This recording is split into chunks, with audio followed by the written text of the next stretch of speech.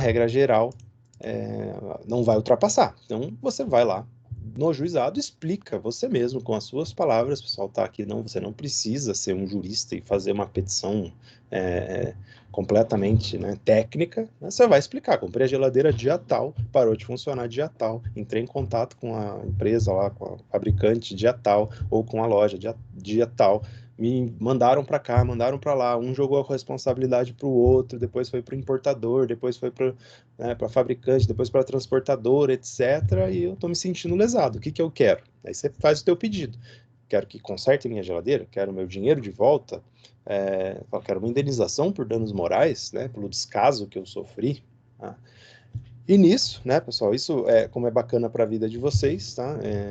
Vou colocar aqui também para vocês irem dar uma olhada lá nos enunciados do FONAGE, tá? Ou dos próprios juizados do Paraná.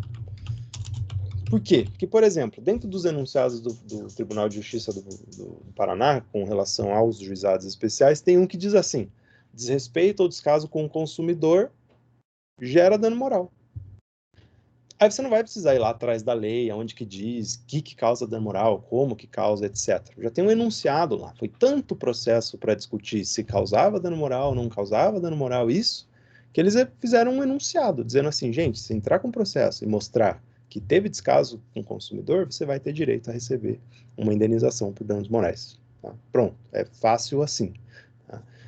Outro ponto, né? Aqui, isento de custas processuais no primeiro grau.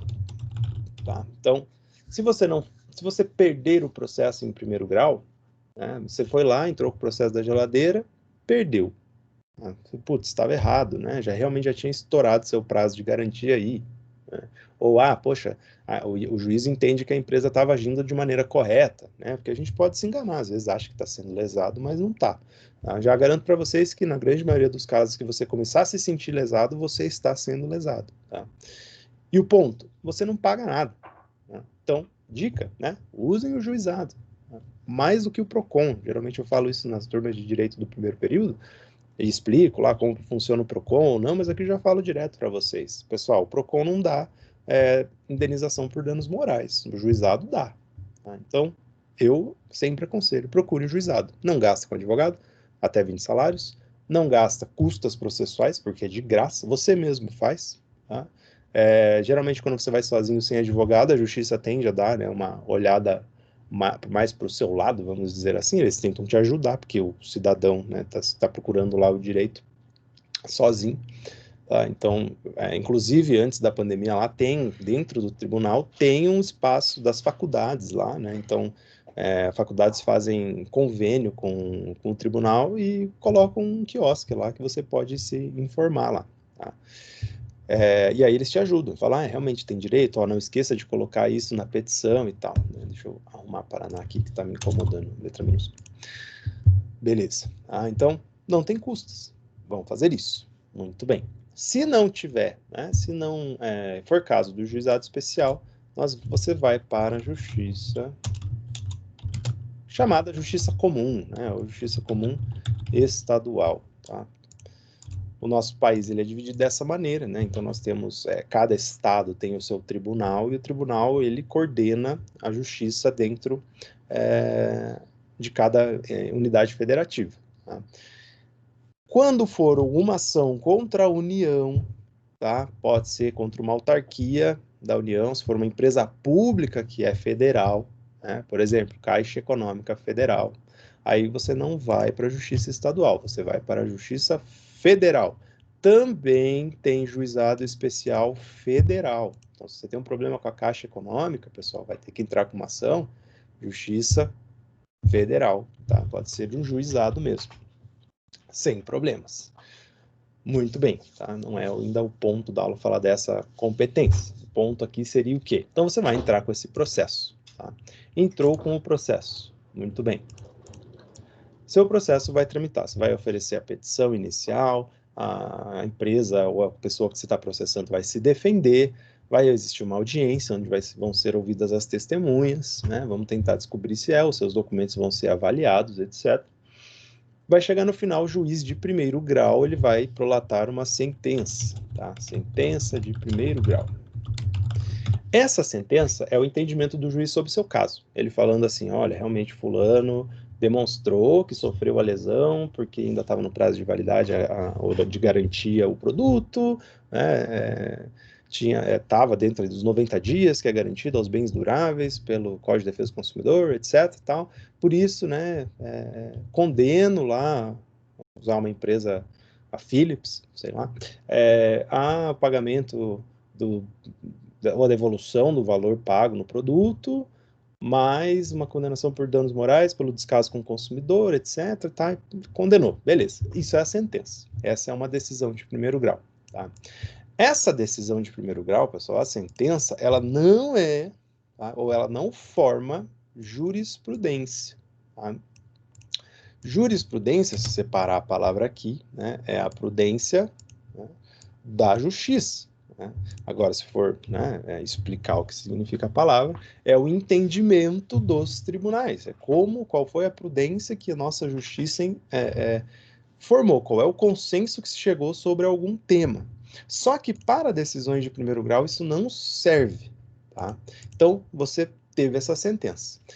Perdi, digamos que eu sou a Philips lá e estou infeliz com essa decisão. Falar, como descaso com o consumidor? Não gostei, eu mostrei lá que eu fiz tudo, segui tudo certinho, vou tentar reverter essa decisão. Eu vou ingressar com um recurso. Aí eu vou lá e apresento o meu recurso, nesse caso aí dessa ação civil, uma apelação. Beleza. Esse processo vai subir para o Tribunal de Justiça. Então, digamos que você mora aqui em Curitiba, você entrou com ação aqui no juizado em Curitiba, ou na Justiça Comum em Curitiba.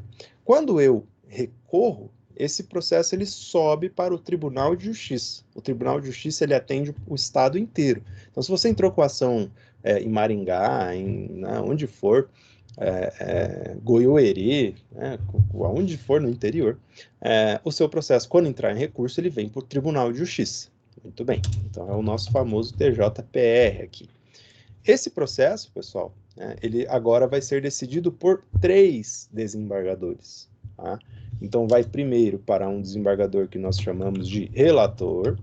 Depois, que ele analisar esse processo, ele vai fazer um relatório desse processo e vai colocar em pauta para ser julgado. Aí ele vai levar para um dia lá numa das câmaras, né, lá no tribunal, se um dia vocês tiverem interesse ou curiosidade, quando sair da pandemia, porque agora tem sido tudo online essas sessões, mas, quando acabar a pandemia, você pode ir lá assistir, né, 99% das ações são públicas, tá? A via de regra do processo, pessoal, é público, né? O processo ele só é sigiloso em casos que detém algum risco, né, para as partes, né, casos de família, casos que envolvam o interesse do menor, também correm em segredo de justiça. Isso aí, quando você tentar entrar na sala de audiência ou na câmara lá para ver a sessão de julgamento, eles vão te avisar.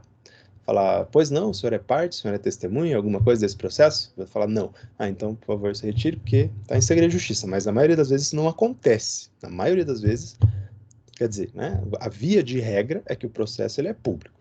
Beleza. Tá? Beleza, vai passar por um relator. Esse relator vai fazer um relatório sobre o processo, vai discutir, falar o que ele achou sobre, né? Ele vai falar, então, a Philips fez aquilo, na verdade eu acredito que está errada mesmo e acho que a sentença de primeiro grau, né, a decisão de primeiro grau lá do juiz, lá atrás, estava correta, ele acertou. Tá? Então o relator ele dá o voto dele. Tá? Então a gente fala que ele deu um voto, ele fala, eu acho que o juiz acertou lá atrás, então ele concorda com a decisão do juiz. Depois, nós temos um revisor. Tá? Aí vai ser um segundo desembargador que vai rever, tá, tudo o que aconteceu, ele vai ler lá o processo todo, tal, e também vai emitir um voto. Ele também vai falar, olha, eu acredito que o juiz, vamos dizer, que o juiz de primeiro grau errou, né? Fala, eu acho que ele está errado, então eu vou reformar essa decisão, vou mudar a decisão. Daí ele dá uma proposta lá, ele fala assim, eu acredito que que realmente o produto ele estava na garantia, mas eu discordo dos danos morais, por exemplo. Eu acredito que não, aqui nesse caso não cabe, né? Hoje em dia tem muita essa discussão. Quando que começa a ser dano moral e quando que está sendo só um mero aborrecimento para a pessoa, né? Aquela coisa do dia a dia, aquelas chatices do dia a dia. Aí ele diz que não, tá? Fala, não, o juiz errou, vou mudar a decisão. Beleza. A favor aí da Phillips. E por último, nós temos um desembargador chamado Vogal. Tá? Para que ele serve? Para desempatar, caso empate. Tá? Então, como aqui, por exemplo, um votou a favor, né, da decisão do juiz, o outro votou contra a decisão do juiz, ficou empatado, tá? 1-1. O Vogal ele vai desempatar. O Vogal é um desembargador que ele mal lê o processo, às vezes ele fica sabendo até na hora ali, ele escuta o que é o problema, o debate entre relator, revisor, entre o advogado que vai lá fazer a sustentação oral, né, que vai lá tentar, no caso da Phillips, por exemplo, convencer eles de que a decisão está errada, etc. E na hora ele pode dar um voto. Tá? E às vezes ele vai falar, não, realmente a sentença estava correta. Tá? Então, nós vamos manter a decisão de primeiro grau. Manteve. Então, o juiz falou que era dano moral, estava tudo, né, que tinha que pagar, etc. Vai continuar igual, continua como estava. Muito bem. O nome dessa decisão, pessoal, né, é acórdão. Tá? O acórdão, né, pensem assim, um acordão. Né, um acordão entre quem? Entre esses três caras aqui. Eles decidiram algo, né, em conjunto, e formou esse acórdão. Esse acórdão, essa decisão de segundo grau, é uma decisão do tribunal. Tá? Então, quando eu falo aqui em jurisprudência como fonte do direito, é um conjunto de decisões dos tribunais. Então, se o que os juízes estão... Muito obrigado. Cafézinho. Se o que os juízes decidem em primeiro grau, não adianta a gente sair juntando todas as sentenças e decisões dos juízes. Não vai fazer diferença. Aquilo ali não vale como jurisprudência, como entendimento da justiça. O que vale são as decisões desses caras lá nos tribunais de justiça. Tá? Eu vou pegar também já a título de curiosidade, porque ao longo do semestre nós certamente vamos ver algumas decisões. Tá? Vou pegar aqui um ementário, só para a gente ver. Deixa eu ver se eu acho aqui rapidamente, que daí eu coloco uma ementa aqui e a gente vai dar uma olhada como é que funciona jurisprudência, competência, qualquer uma, não interessa sobre qual seja o assunto.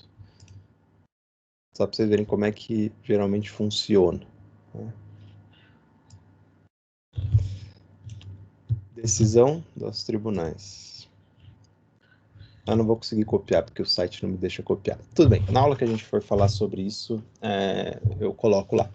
Então, geralmente sai uma ementa, sai como que é a palavra? Um resumão, né, do que foi decidido no processo, fica bem sintetizado lá, né, e eles começam a falar, né, de qual foi o problema, o que aconteceu, é tudo numa ordem certinha, eu vou mostrar para vocês. E isso forma jurisprudência. Então você começa a pegar, você entra lá no site do Tribunal de Justiça do Paraná, joga teu problema lá na busca das decisões, tá? E aquilo você pode usar como fonte do direito. Tá? Então, vejam, muito embora a lei diga isso, a jurisprudência entende de maneira contrária. Tá? Aqui mora um grande problema que a gente vê aí do pessoal que atua nessa, né, na área tributária, uma dificuldade, né? Porque às vezes a lei está dizendo uma coisa, mas está constantemente sendo discutida e a jurisprudência entende outra. Tá? Às vezes tem essas percepções. Tá? Vejam, um exemplo prático aqui, né, não é, vou deixar para falar no exemplo prático na questão da hierarquia, que esse que eu estou pensando, tá? Mas é muito importante saber da existência da jurisprudência. Então, para vocês, pessoal, né, quando forem pesquisar, mesmo que não seja em questões tributárias, tá? Na atuação profissional de vocês depois, como contadores, se estiverem com alguma dúvida, né, com relação a como que funciona, como que é o entendimento, se está certo, se está errado, se não é, né, às vezes em questões trabalhistas, né, então eu troco muita ideia, às vezes com contadores, porque os contadores, eles detêm o domínio, além, né, do conhecimento teórico dos números. Então, por exemplo, eu já tenho uma noção de como se faz lá o cálculo das verbas trabalhistas, verbas rescisórias, porque eu preciso saber, né, mais ou menos quanto é, mas quando chega no fim do processo e precisa que seja calculado o exato valor devido, com juros, correção, quais índices se aplicam, etc., esse processo baixa para um contador, né? A gente envia para um contador. Ou às vezes eu preciso, né, pedir uma perícia contábil, né? Então eu preciso calcular juros lá, preciso descobrir se dentro dos juros lá foi utilizado mesmo tabela price, ou né, se é juros compostos, se não é, etc.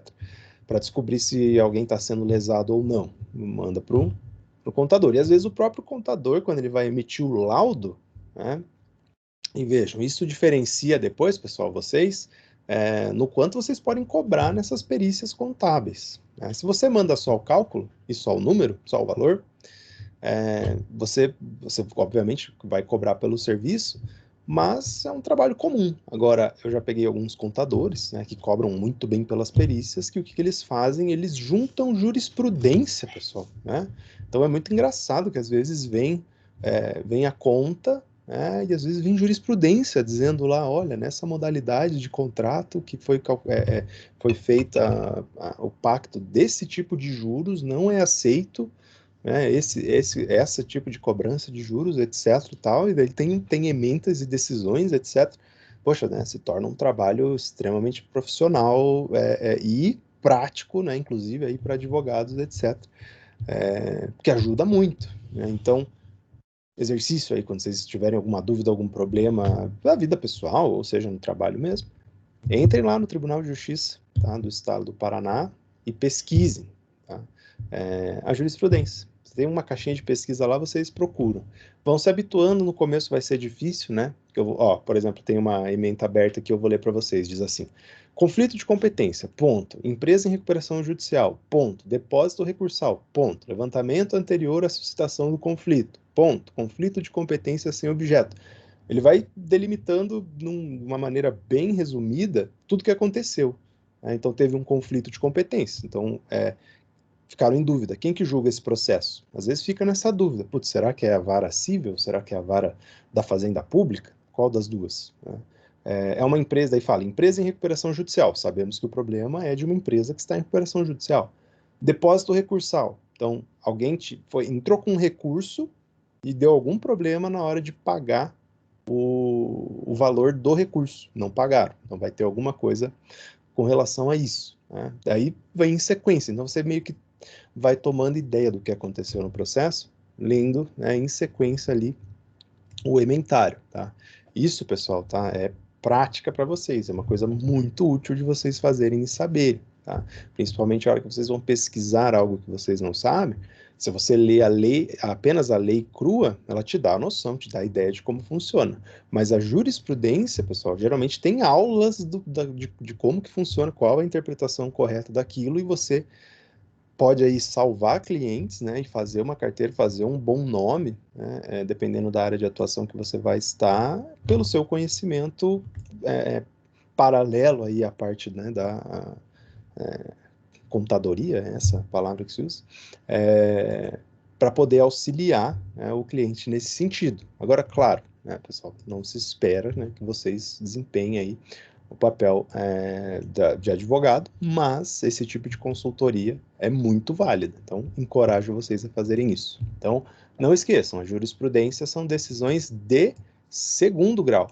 tá? Então, não é decisão de primeiro grau. Sentença não vale, tá? Só porque um juiz decidiu de uma maneira, acontece muito isso, né? A pessoa vê que um juiz decidiu de uma maneira, e aí fala, nossa, é assim? Eu não sabia. Vai lá, entra com a ação e perde, porque o outro juiz não entende assim.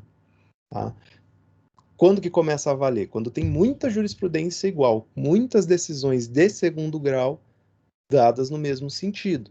Tá? Então, vejam, pessoal, né? O juiz lá, quem decide, etc., é ser humano, cada caso é um caso, às vezes tem problema de prova nos casos, a pessoa tem o direito, mas não conseguiu provar.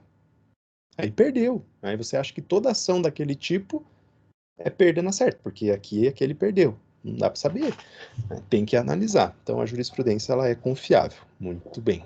Então aqui estamos falando de fontes de direito.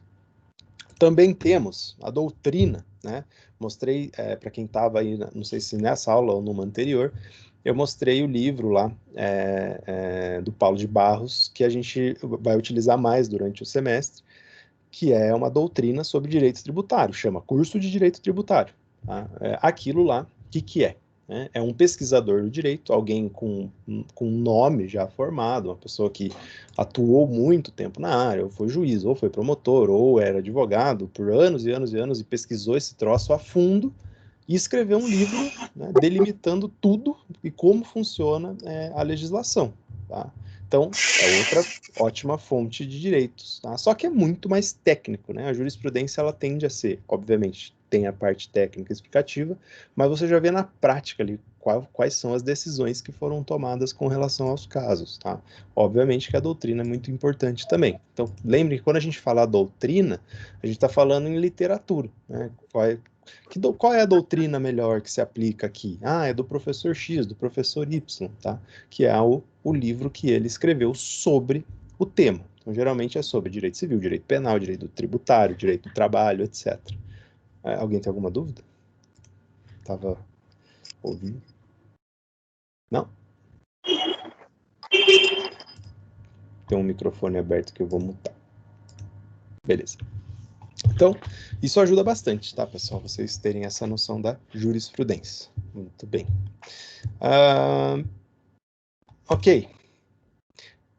Exemplos aqui, né? Então, vejam, para vocês, vai ficar confuso a hora que eu falar, mas já vamos tirar a confusão. A lei é uma norma ética jurídica, a gente já viu, tá? Criadas pelo Congresso Nacional, por exemplo, né? Uma lei ordinária. Né?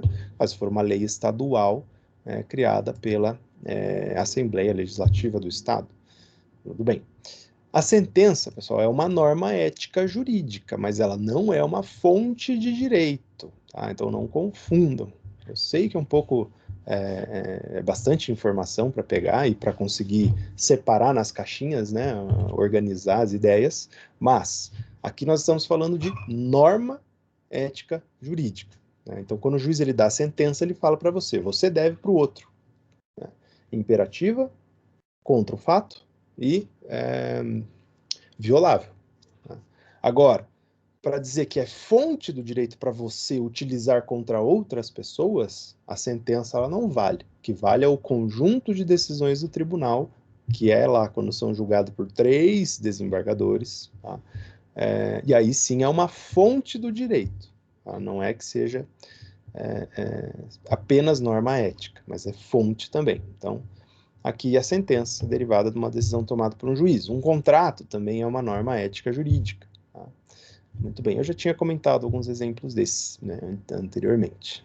O que nos leva, por fim, dessa aula, tá? Que essa primeira aula introdutória termina aqui, né? Mas vocês não vão estar dispensados ainda, que nós vamos entrar na próxima.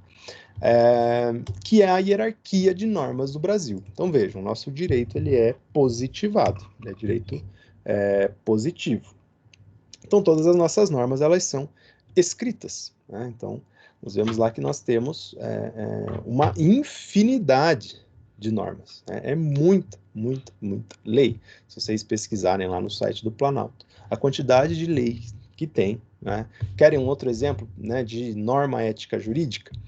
Vocês todos aí vão se formar em contabilidade, ciências contábeis. Vocês vão ter que fazer um registro no órgão de classe de vocês, né? No conselho lá, né? Que deve ser o quê? CRC, né? Conselho Regional de Contabilidade. Dentro lá do Conselho Regional de Contabilidade, vocês têm um código de ética. Código de ética do contador. Geralmente aquilo é uma lei. Tá? Seja estadual, seja decreto, alguma coisa, tem força jurídica, é norma ética jurídica. E quem tem que respeitar? Você, contador. Então, mais uma dica, né? Vejam, o pessoal fala, nossa, para estudar direito tem que gostar de ler. Por quê? Porque o nosso direito é positivo. Todo ele está previsto por escrito. Tá? Então vão lá no site do CRC e leiam, né, o Código de Ética do Contador. Vocês vão aprender muita coisa sobre as responsabilidades, deveres e direitos também dos contadores. Muito bem. E por ter essa quantidade enorme, né, de normas, o direito positivo teve que ser criada aí uma hierarquia. Né? Tem que ter algumas normas que valem mais do que as outras. Tá? Então, digamos lá, né, nós temos como lei maior do Estado a Constituição Federal. Vejam, em primeiro lugar, antes disso, né, quem idealizou esse sistema, quem veio com essa ideia, né, foi Hans Kelsen, ou pelo menos foi atribuída a Hans Kelsen essa ideia da hierarquia das normas. Tá? Diz a história, né, que essa ideia foi de um primo dele, mas como não era jurista, Hans Kelsen se apropriou da ideia e levou o crédito, mas quem está aqui, não sou parente de ninguém para ficar defendendo um ou outro, mas ficou conhecido como pirâmide de Kelsen, tá? Pirâmide de Hans Kelsen. Se vocês pesquisarem no Google lá, vocês vão ver que tem daí também, até com desenho, né, imagem assim da piramidezinha e as normas na sua hierarquia. Em primeiro lugar está a Constituição Federal. Tá? Então a nossa lei maior é a Constituição Federal. Nada, né, que é feito de maneira legislativa no país abaixo da Constituição, tá, pode contradizer o que diz a Constituição Federal. Tá? Veja, isso é aula básica introdutória de direito. Né? Vocês estão aprendendo isso aqui, mesmo fazendo o curso de Ciências Contábeis na disciplina de Direito Tributário. Como está dizendo na ementa o direito, isso aqui é básico, vocês precisam saber. Agora, como eu falei, o nosso legislador esquece dessas coisas. Né? Ele fala besteira, volta e meia. E aí vocês escutam na TV assim, não, mas está em discussão por uma ação direta de inconstitucionalidade, né? A famosa ADI. Não sei quem lá, o Ministério Público ingressou com uma ADI para discutir, que é para dizer o quê? Que alguma lei que está abaixo da Constituição disse alguma coisa ou tentou impor alguma coisa em algum lugar contra o que disse a Constituição Federal. Então a Constituição diz uma coisa, a lei vem e fala outra. Exemplo disso, né, recentemente na Reforma Trabalhista, tinha lá um artigo que dizia assim, o empregado que perder a ação trabalhista, né, ele vai ter que arcar com as custas do perito, caso seja feita a perícia, né, então digamos que foi pedido lá, foi feito um pedido de insalubridade, feita a perícia por um perito judicial e essa pessoa não tem direito à insalubridade. O perito chega à conclusão de que o local de trabalho não é insalubre. O agente insalutífero não era suficiente para causar algum dano para aquele empregado, para ele receber o famoso lá adicional de insalubridade. Beleza. Perdeu o processo. Aí diz lá, na reforma trabalhista, que esse empregado que perder essa perícia tem que pagar as custas do perito. E daí tá, vírgula, mesmo que beneficiário da gratuidade da justiça, tá? Dos benefícios da justiça gratuita. Muito bem. A lei, né, que alterou a CLT, né, essa reforma trabalhista, é uma lei ordinária. Né? Ela é uma lei ordinária. Então ela está aqui em terceiro lugar nessa hierarquia das normas. Beleza? O que a Constituição Federal diz sobre gratuidade da justiça? Diz assim, aquele que não tiver condições de arcar com as custas processuais, tá? Não é exatamente esse o texto, mas é isso que diz.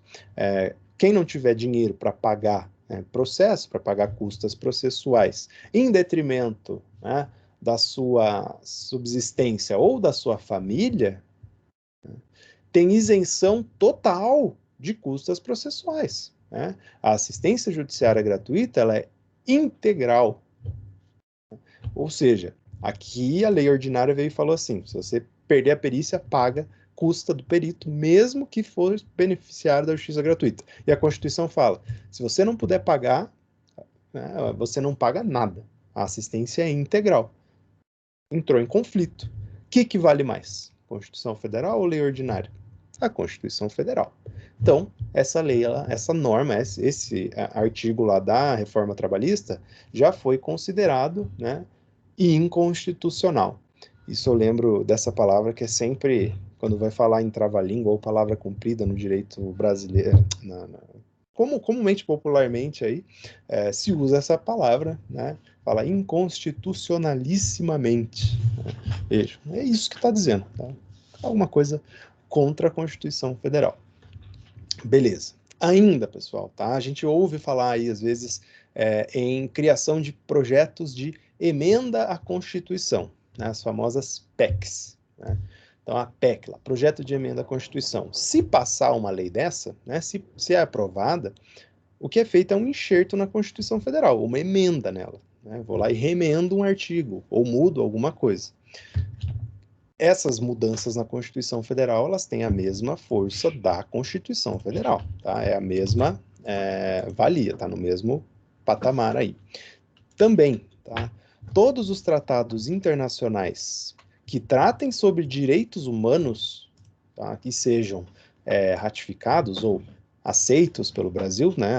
Assinados pelo Brasil, que o Brasil faça parte, tem a mesma força da Constituição Federal, elas batem de frente. Tá?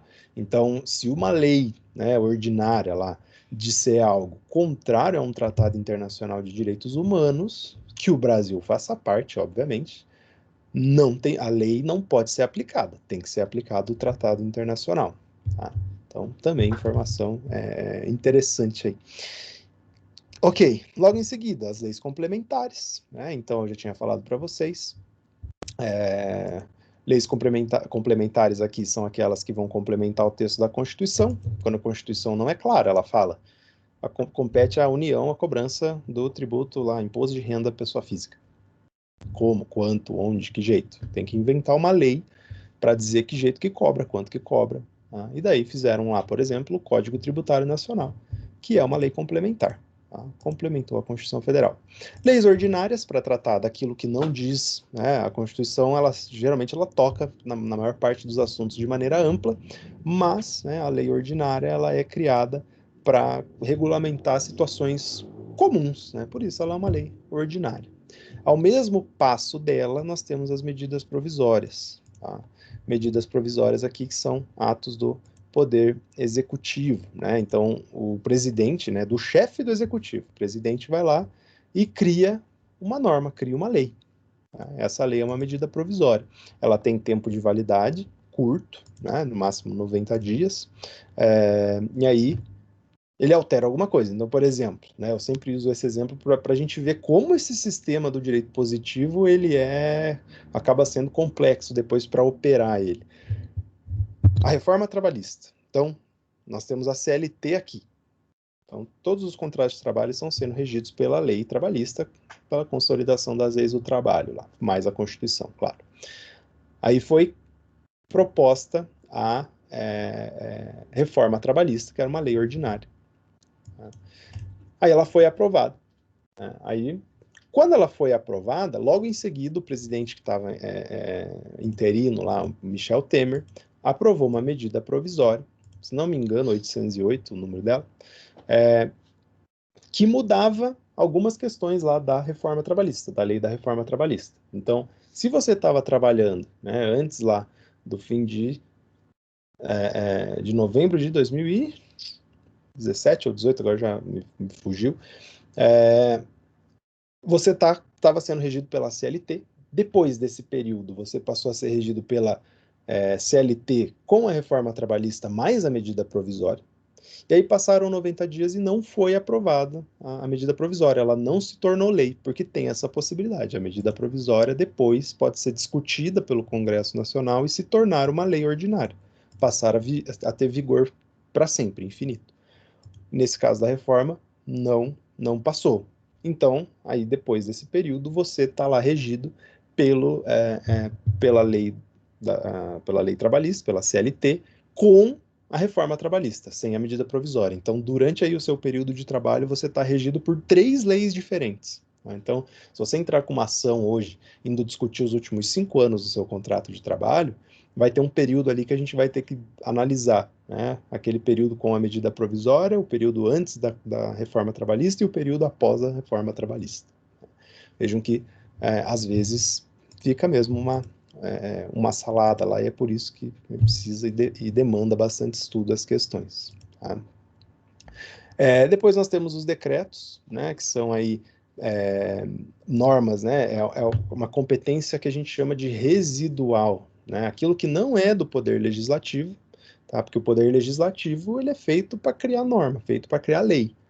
Mas, às vezes, o poder executivo, lá, os governadores, presidente da república, chefes aí dos municípios, né, os prefeitos, eles têm poder também de fazer uma norma ou outra, de criar alguma norma ou outra, dependendo, né, do que vai se tratar.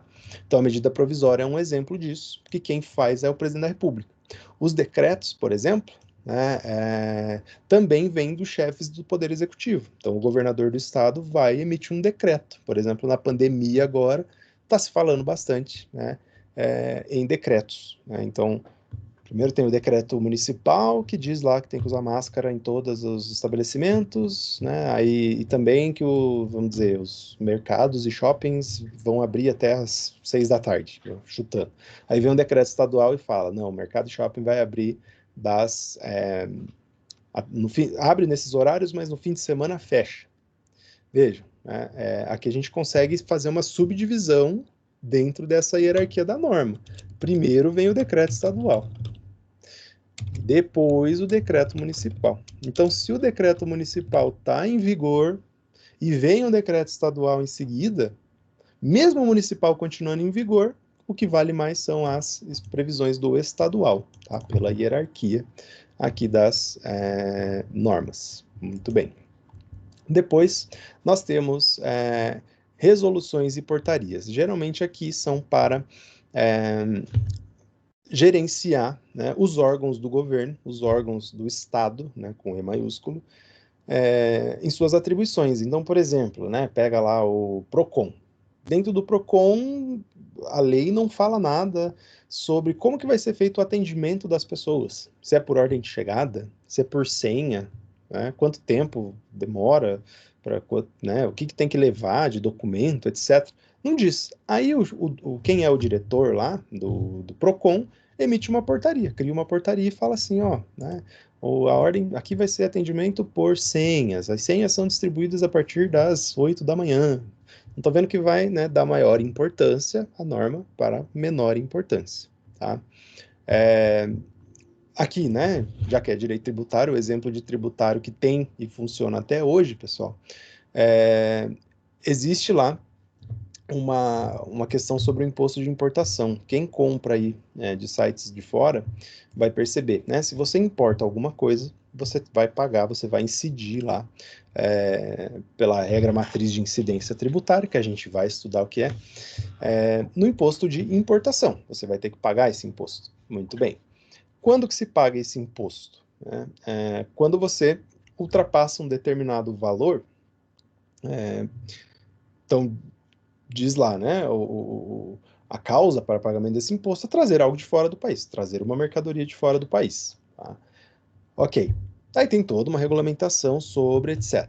Geralmente o que acontece, né, existe lá uma portaria da Receita Federal dizendo que se a sua compra ultrapassar $50, tá, isso, né, somado já com o valor da entrega, né, o valor, preço do frete, então, se você tem que somar os dois. Tá? Eu acho meio, né, errado isso, mas o valor do frete, ele entra na base de cálculo aí para o tributo. Se passar de $50, né, é tributado. Tá? Você vai ter que pagar o tributo. Para baixo disso é isento. Tá? Então, eles te dão essa colher de chá. Falam, olha, se não passar de $50, não precisa pagar. Só que daí, né, nós temos lá um decreto que diz que esse valor é de $100. E aí o que acontece? Geralmente quando você vai no correio buscar lá e foi taxado o seu produto, você tem a chance de se defender. Né? E geralmente o que diz lá o que é aplicado é a portaria da Receita Federal.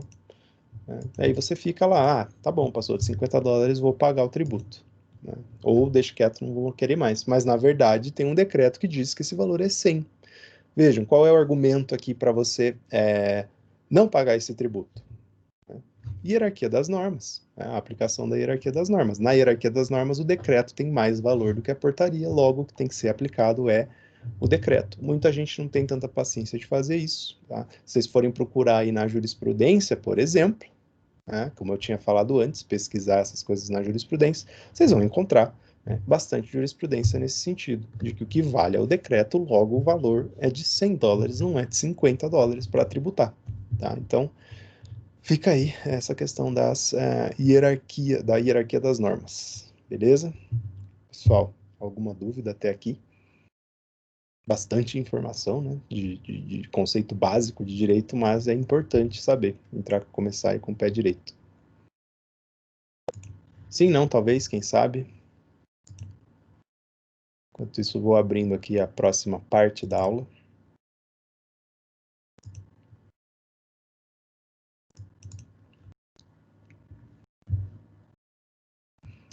Muito bem. O chat aqui que eu não tô...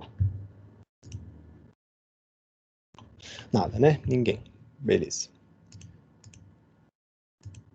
Dizem para mim que tem um bug aqui, às vezes, né? Tem um problema no Teams, que quando eu tento compartilhar outra tela aqui no meio da apresentação, às vezes dá problema. Vamos ver. Me avisem, pessoal. Podem, se puderem me avisar.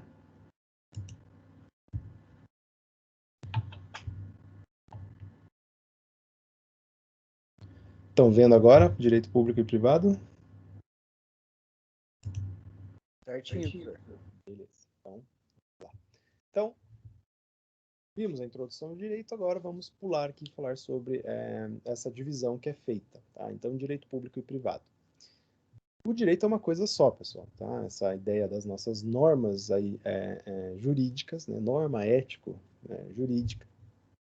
Nós temos o direito, e o direito ele é uma coisa só. Mas, para fins de estudo, para fins pedagógicos, foi feita essa divisão entre direito público e privado. Por quê? Porque tem diversas regras, diversos princípios que se aplicam apenas para o direito público, e tem diversos princípios e regras que se aplicam apenas para o direito privado. E aí a gente vai ver, né? Quando você está lidando com um ramo do direito público, fica mais fácil, né, de você identificar quais regras eu tenho que seguir. Quando você está lidando com direito privado, mesma coisa. Tá? Muito bem. Então é isso que eu digo aqui, né? Quando eu coloco ali no slide, né, crítica da doutrina, né? Então os pesquisadores aí do direito dizem isso. É uma crítica para dizer, poxa, não dá para dividir o direito em público e privado. Ele é uma coisa só. Essa divisão, ela, né, não serve para nada. Mas para fins pedagógicos, né, é muito mais fácil de entender. Muito bem. Lembram da aula passada, ou quem não estava aí não vai lembrar, né, é que nós temos que, primeiro de tudo, identificar a natureza jurídica das coisas, para poder dizer, putz, isso aqui é direito, é desse ramo do direito, então é direito público. Esse outro aqui é, sei lá, direito civil, então é ramo do direito privado. Beleza. Quando eu falei para vocês lá que a gente tem que olhar para o troço, né, ver se tem 4 patas, se muge, se dá leite, se tem chifre, né, e decidir que é uma vaca, né, isso a gente faz quando a gente olha para a natureza. Né, você olha para o chão ali, vê um negócio meio verde, altinho, que cobre, né, toda a parte de terra, etc., é grama. Né, então você olha para o negócio e identifica a natureza. Quando a gente fala em natureza jurídica, é a mesma coisa. A gente olha para o Instituto do Direito, para aquele troço ali, e tenta definir o que ele é. Então, por exemplo, quando a gente tem uma infração de trânsito, né, você ultrapassou o limite de velocidade, né, com o seu veículo e foi multado. Chega lá para sua casa a multa. Qual é a natureza jurídica dessa multa de trânsito? Bom, ela é uma sanção, porque você está recebendo uma sanção negativa, uma punição por ter desrespeitado a norma. Quem é que aplica essa sanção? Quem é que aplica isso? É o Estado por meio de um dos seus entes, aí, aqui no Paraná, o Detran Paraná. Agora, na verdade, quem aplica a multa é a CETRAN, né? CETRAN Paraná. O Detran fica lá para segundo grau, quando você vai recorrer lá das suas multas. Beleza, então é um órgão do Estado que aplica, um ente, né, uma divisão do Estado, logo, né, o direito aplicado aqui é o direito administrativo, né, porque quem aplica é um ente estatal. Logo, né, a natureza jurídica dessa multa é sanção administrativa. Quais são as regras de direito que eu vou utilizar se eu for entrar com uma ação para discutir essa multa de trânsito? Regras de direito administrativo, tá? Porque essa é a natureza jurídica do troço. Na maioria dos casos, a gente não precisa fazer essa análise, né? Você vê, você já sabe. Multa de trânsito. Onde que recorre primeiro? Direto lá, né? No CETRAN, no DETRAN, né? Vejam, não sei se vocês... alguém aí provavelmente já recorreu de alguma multa, mas eles falam assim, você pode recorrer administrativamente. Por quê? Porque você está recorrendo direto na administração pública, né? Direto no órgão que emitiu essa sanção, que é controlada aí pelo Estado. Agora, se você vai levar ao Poder Judiciário, tá? Aí você não está mais indo para um órgão administrativo, você está indo para um órgão judicial. Tá? Então, o seu recurso, né, a sua discussão da multa, ela vai passar a ser judicial. Uma questão de nomenclatura e de identificação da natureza jurídica. Tá? Por exemplo, um contrato entre duas partes, tá, né, tem uma natureza de negócio jurídico, então você está se obrigando com relação a alguém, né, a fazer algo, a dar algo, a pagar algo, enquanto essa outra pessoa também está se obrigando contra você a lhe dar algo, pagar algo, construir algo, fazer algo. Tá? Bilateral. Tá? Geralmente, né, são duas partes num contrato. Pode ter 3, 4? Pode. Né? Um contrato bilateral ou plurilateral, sem problema. Esse contrato ele pode ser de direito civil, né? Então, sei lá, um contrato de locação, de aluguel. Então, tem natureza jurídica de negócio jurídico bilateral civil. Né? Se eu for discutir esse processo, vai para onde? Para a justiça civil. Né? Pode ser de direito do consumidor, né? Então você tem lá uma relação de consumo entre você, consumidor, e o outro lado, fornecedor. Negócio jurídico bilateral consumerista. Tá? Isso aqui não precisa decorar, tá, pessoal? Isso aqui é só para vocês verem que a gente consegue delimitar e colocar em caixinhas organizadas cada instituto jurídico ali para quê? Para depois conseguir aplicar as regras corretas, tá? Pensem na natureza. Né? Se você olha para o troço lá, tem 4 patas, muge, chifre, etc., muito provavelmente vai dar leite, você sabe manejar aquele animal que você identificou. Né? Você não vai tratar... Agora, se você olha para a grama, né, você não vai tratar como você trataria uma vaca. Olha só, né, que analogias bacanas de se fazer. O direito é a mesma coisa, você vai olhar para o troço. Você não vai tratar multa de trânsito do mesmo jeito que você trata um contrato, na hora de entrar com uma ação para discutir, aonde você vai discutir isso, etc. Porque cada um tem a sua natureza. Né? São as maravilhas aí do direito positivo, criando todas essas regras para a gente estudar. Muito bem. Né? E conviver melhor em sociedade em consequência, ou pelo menos tentar fazer isso. Vamos lá. Evolução do direito que elevou essa existência da divisão C para estudar. Né? Então, o direito público, pessoal, né, ele é o ramo do direito de interesse do Estado. Quando a gente fala assim, poxa, essa é matéria de direito público, significa que o Estado ele tem interesse, tá? Seja, né, em sua organização, seja nas suas funções, seja na ordem, né, impondo a ordem à sociedade, criando segurança pública, tá, sejam para impor a paz social. Tá? Então, aqui, né, a gente começa a entrar numa interação entre Estado e Estado, ou o Estado e você, cidadão, você subordinado do Estado. Tá? Nesse sentido, pessoal, tá, o direito público, vejam, qual é a função do Estado, no fim das contas? Né? É tentar, da melhor maneira, a gerência, né, do público. Né? E para isso, se criou uma noção de interesse público.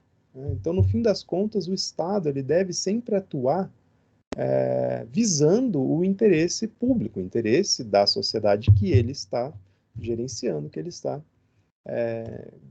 governando. Muito bem.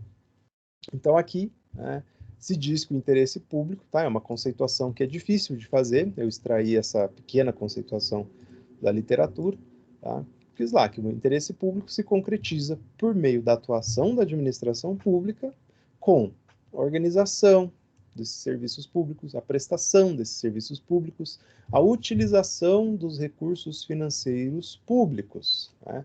Quando eu estou falando em utilização de recurso financeiro público, da onde que vem recurso financeiro que é considerado público?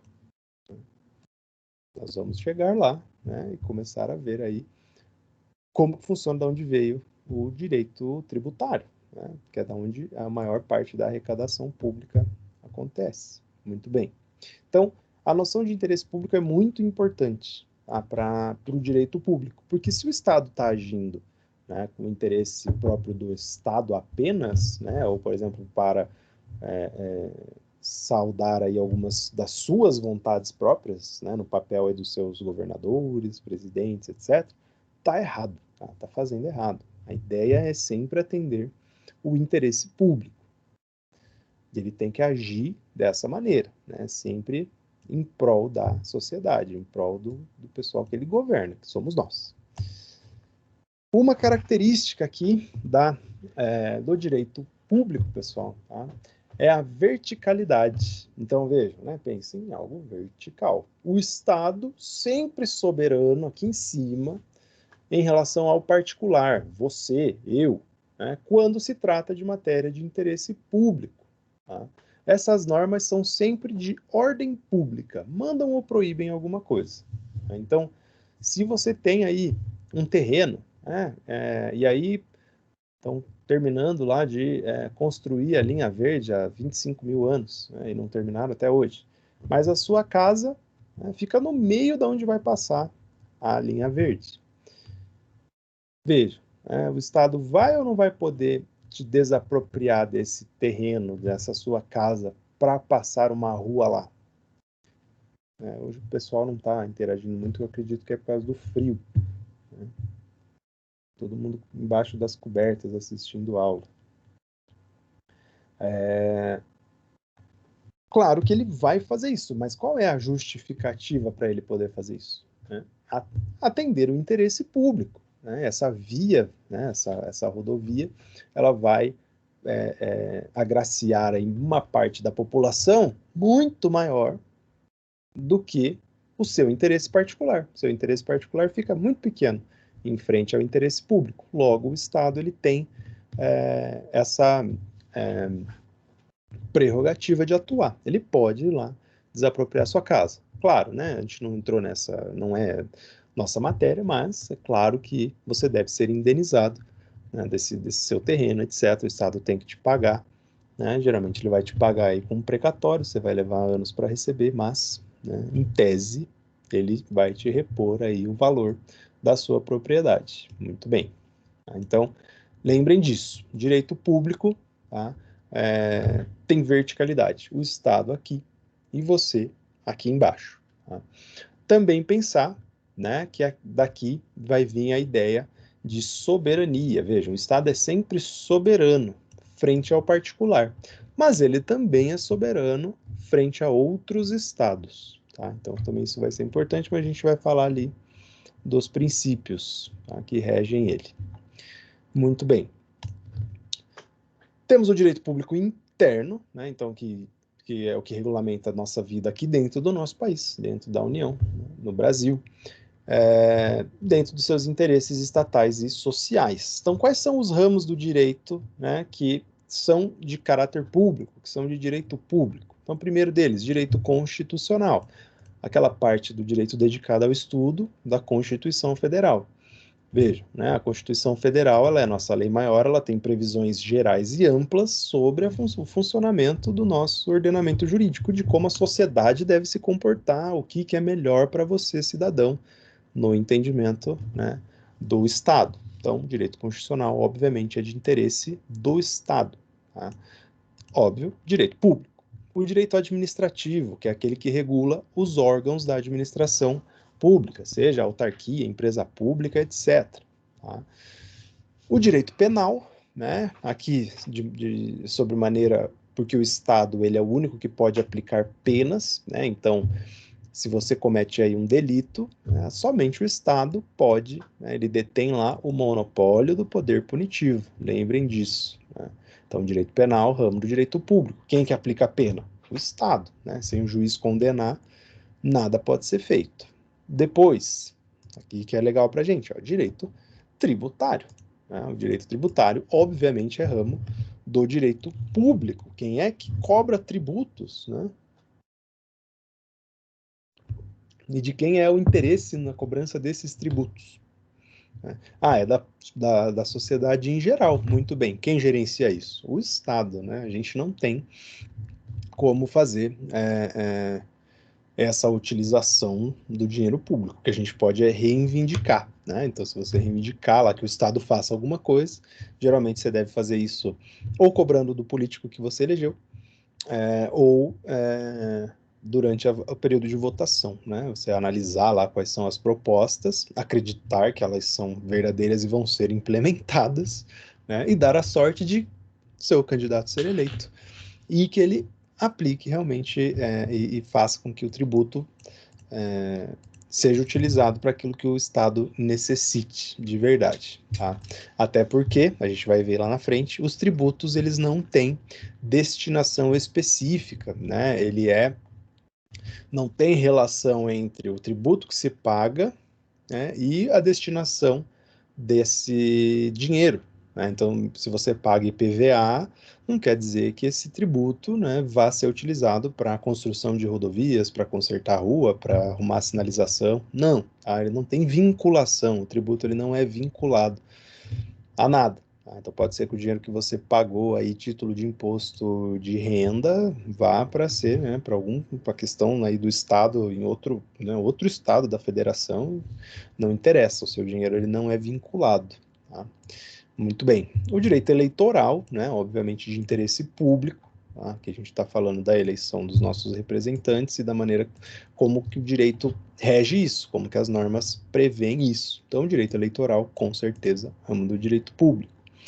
E, por fim, o direito processual. Tá? Então, a gente vê que o direito processual ele a maneira para se atingir o resultado final que você quer. Então, se você bateu o carro e a pessoa não vai pagar o seu conserto, se recusou a pagar, o meio que você tem para forçá-la a pagar é pelo processo, né? É por um processo judicial. E essas normas são dadas pelo direito processual e elas são de interesse público.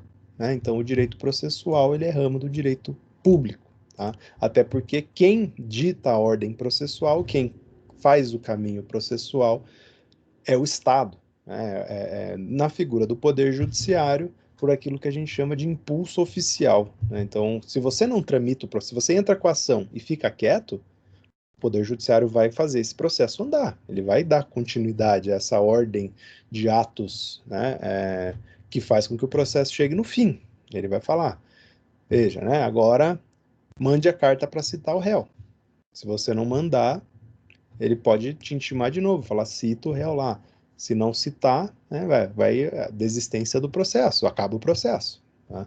Então o Estado tem interesse, porque o processo ele é um meio para se chegar ao fim da concretização de um direito. Tá? Muito bem. Pessoal, eu não quero continuar porque, né, vai ter agora coisas que eu vou ter que falar mais e vai demorar mais do que esses últimos minutos que nós temos, né? A aula em tese até 8h40, são 8h30, mas eu acho que até aqui está muito bom de matéria, é bastante coisa. Como não tem muita interação nessas aulas online, acaba que a gente avança bastante a matéria e às vezes fica um pouquinho confuso a quantidade para vocês, tá? Então, até se vocês não entenderam alguma coisa ou querem que eu vá mais devagar, pessoal, avisem, tá? Não fiquem esperando lá para depois tentar descobrir sozinhos ou ficar assistindo a aula gravada de novo, etc. Então, a gente vai conversando para ver se vocês têm alguma dificuldade. Fora isso, pessoal, né? Se não tiverem dúvidas, estão dispensados, se não, estou à disposição aqui nesses últimos minutos para a gente conversar. Obrigado.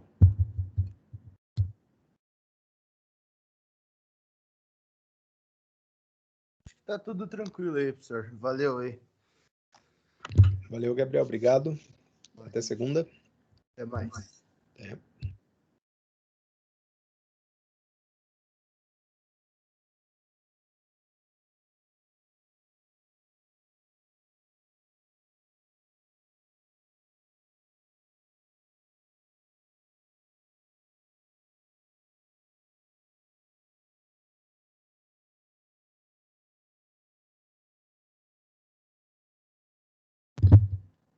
Carol, quando vai disponibilizar a aula? Eu estou fazendo o seguinte, né? Tinha duas opções, ou era pelo Google Classroom ou pelo YouTube, né? Só que a faculdade ainda não se pronunciou qual vai ser o meio oficial. Vou aproveitar e fazer uma pergunta. Os outros professores estão disponibilizando as aulas gravadas para vocês? Se sim, em qual plataforma? Porque pelo Google Classroom vai ficar inviável para eu disponibilizar, porque não vai ter espaço suficiente lá. Tá? Eles dão 15 gigas, como eu tenho 7 turmas, se eu subir todas as minhas aulas para o Google Drive, em 3 semanas já vai ter estourado o espaço, então não vou conseguir manter. E aí eu preciso do aval aqui da instituição para disponibilizar pelo YouTube as aulas, porque o YouTube é uma plataforma pública, né?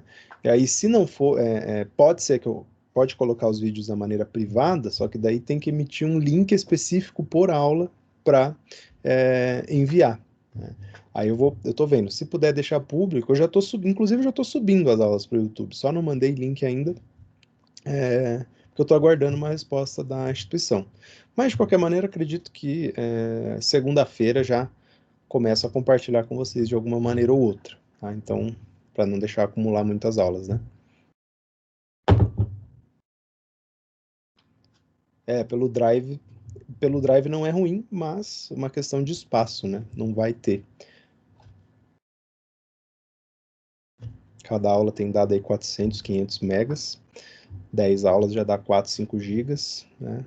Vai ver que 30 aulas em 3 semanas, mais ou menos, dando 7 aulas por semana, vai acabar entupido o drive lá e não vou conseguir disponibilizar mais.